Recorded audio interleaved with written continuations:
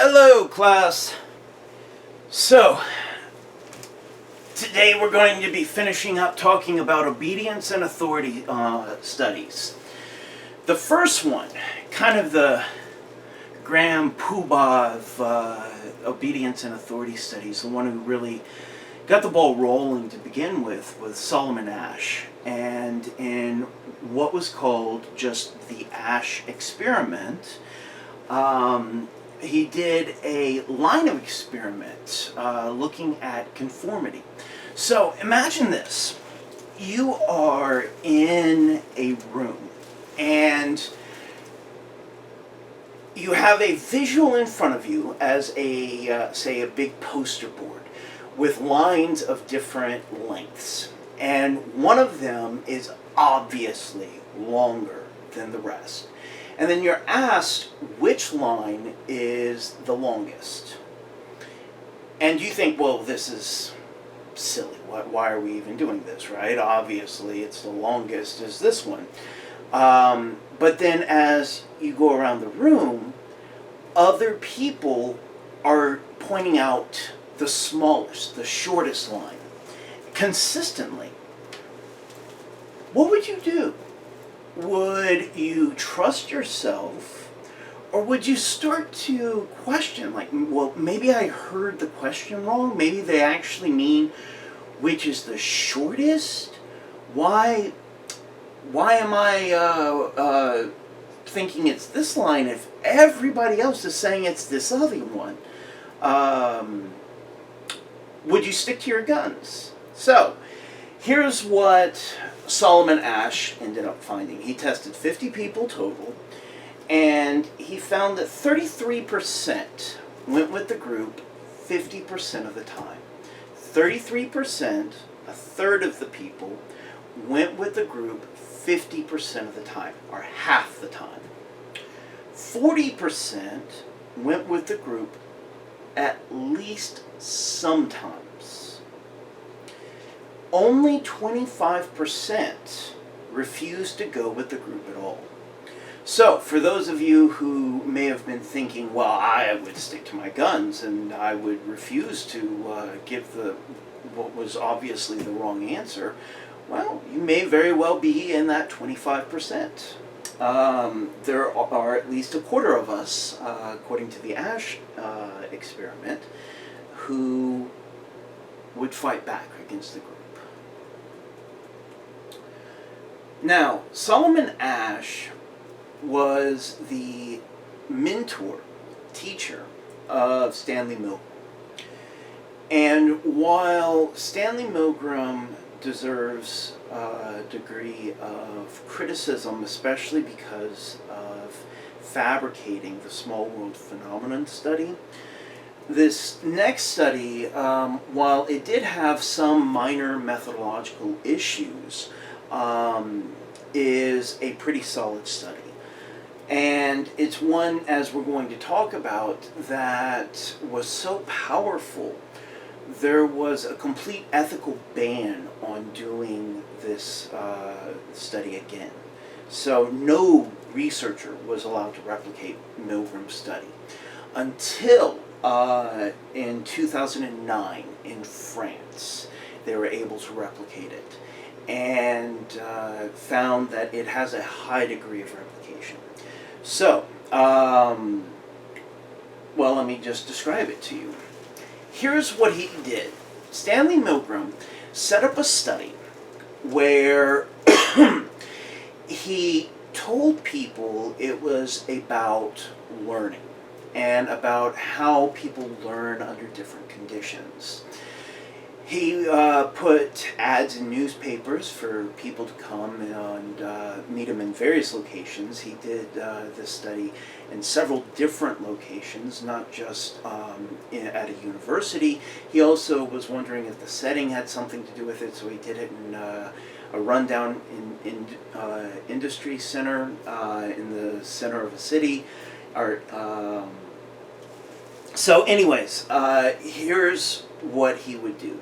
There would only really be one person who would not be in on the study.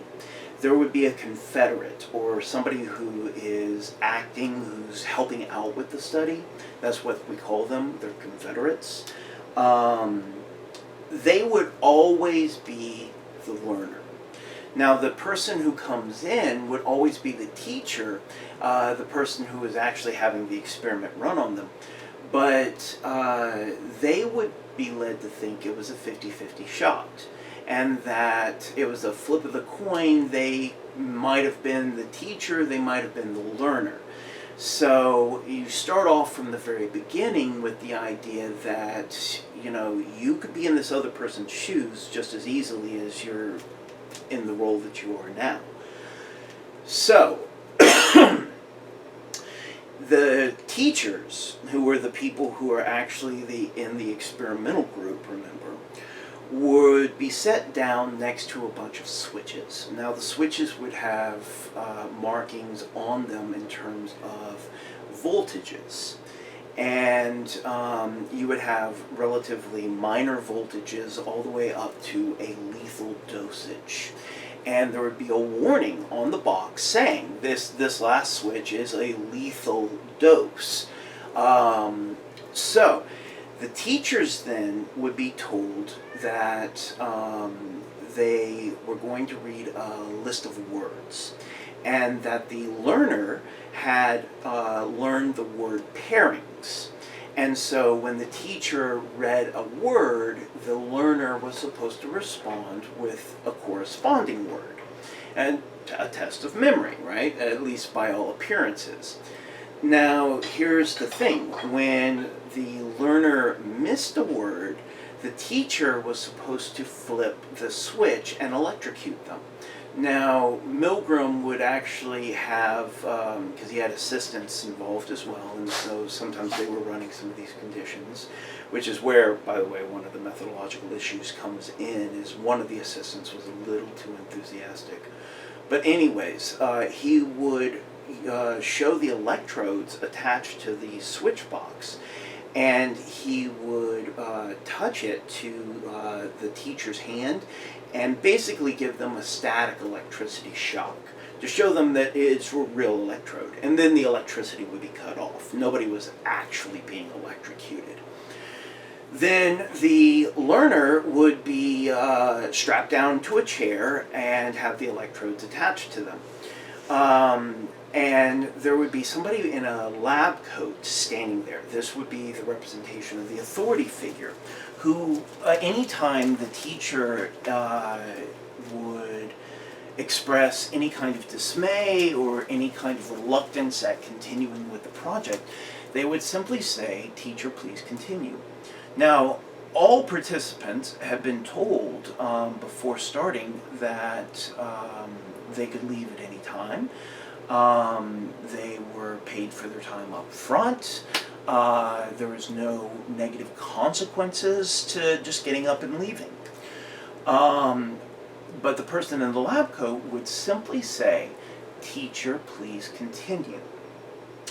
Teacher, please continue." So, the question becomes, how much would you be willing to torture a person just because somebody with the appearance of authority is telling you to?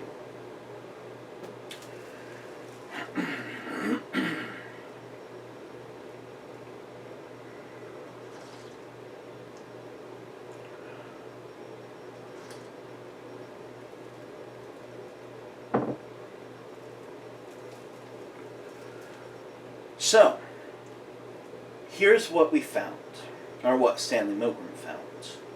65% of participants went all the way to the lethal dosage of electricity, 450 volts.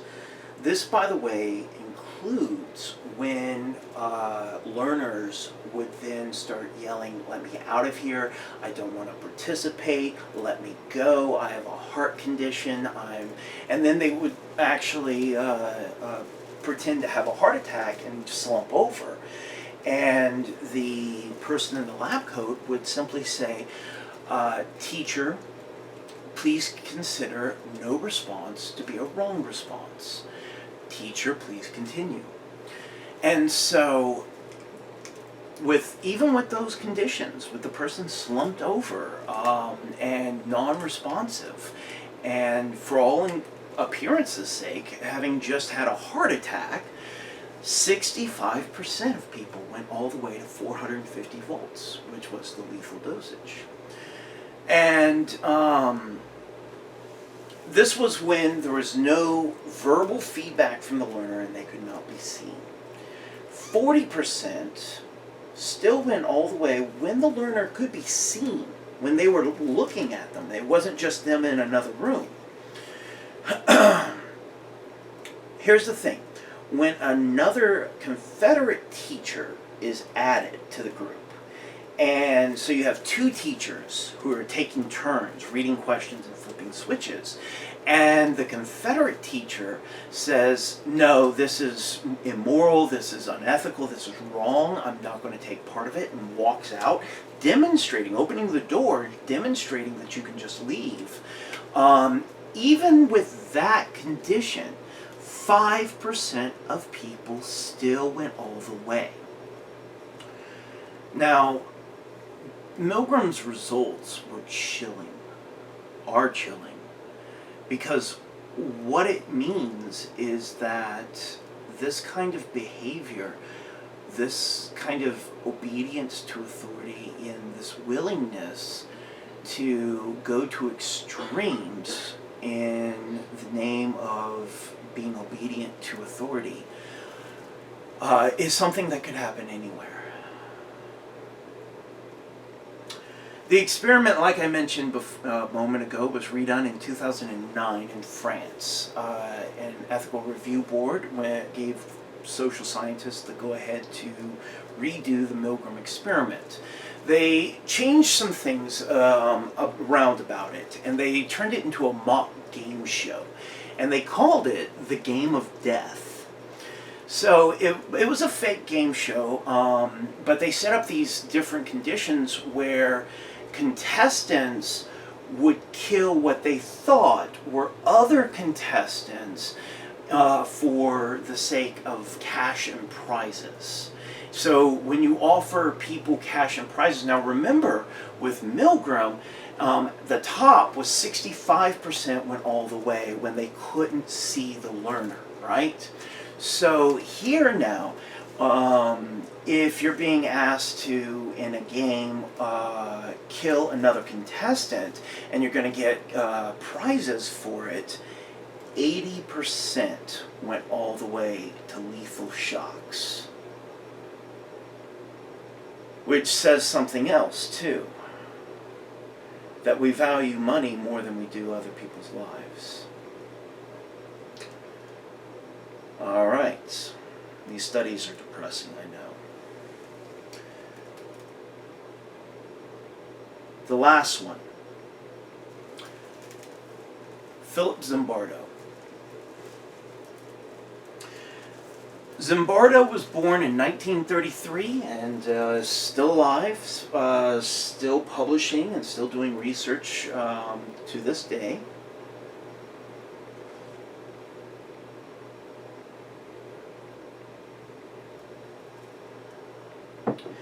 He's most famous for the Stanford experiment.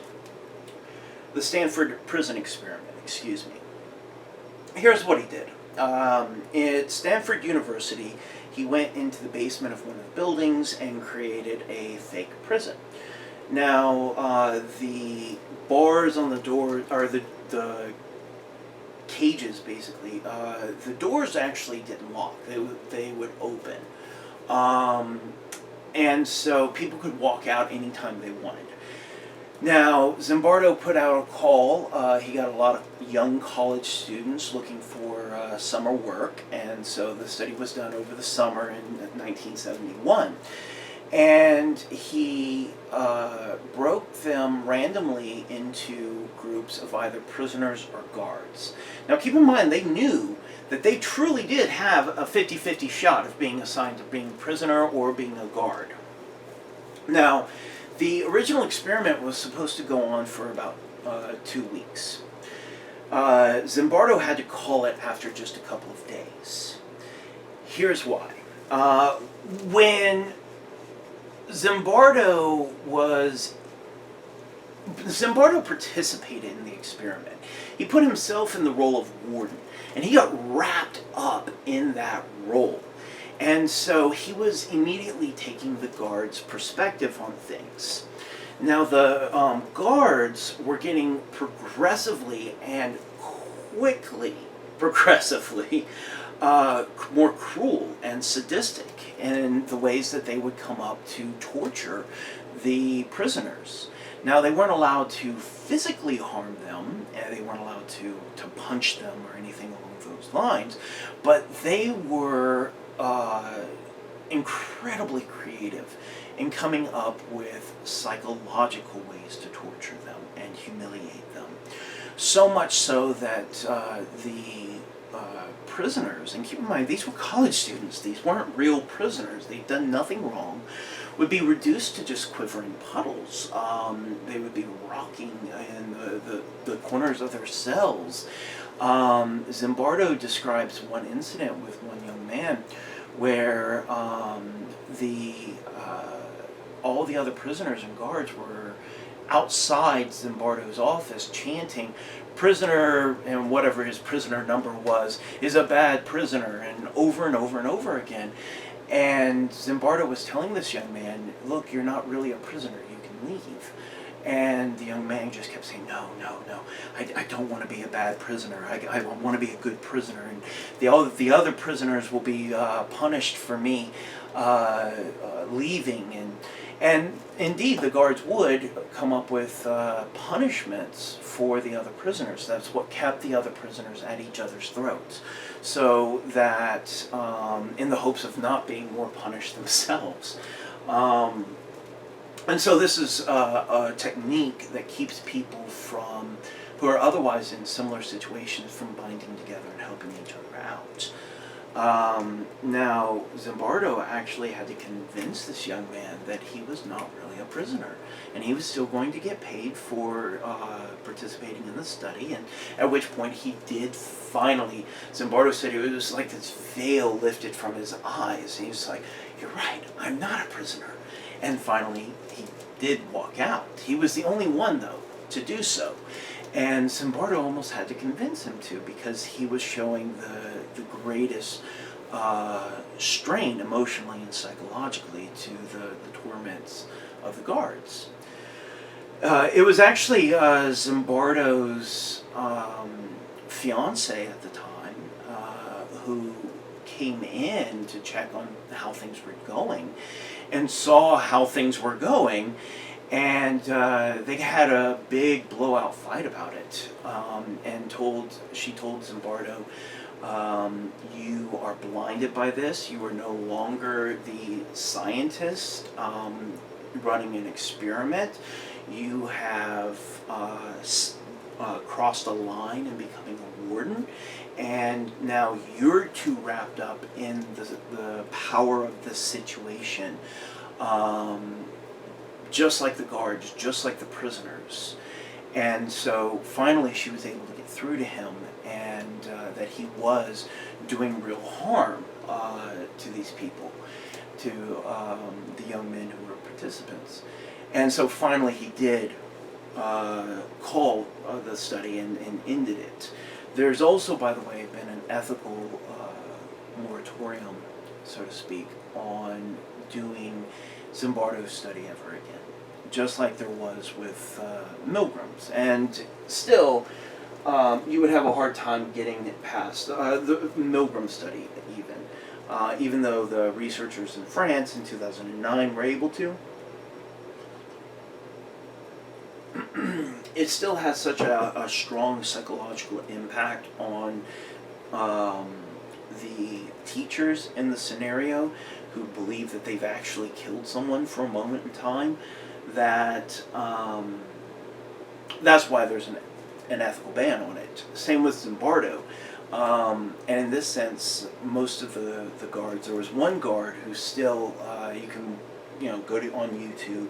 I'm giving you some homework now. Go on YouTube, look up the Milgram experiment, look up Zimbardo's Stanford prison experiment, and watch some short documentaries on it. There's one guard in particular, years later being interviewed, who's still laughing about it. But the other guards and prisoners showed a high degree at the time of stress and psychological and emotional damage. And as such, one of our highest ethics when dealing with people, whether it's in medicine or the social sciences, is first do no harm. And so that's why there are these ethical bans on doing these studies. Now, this leads us to a final point, a final concept.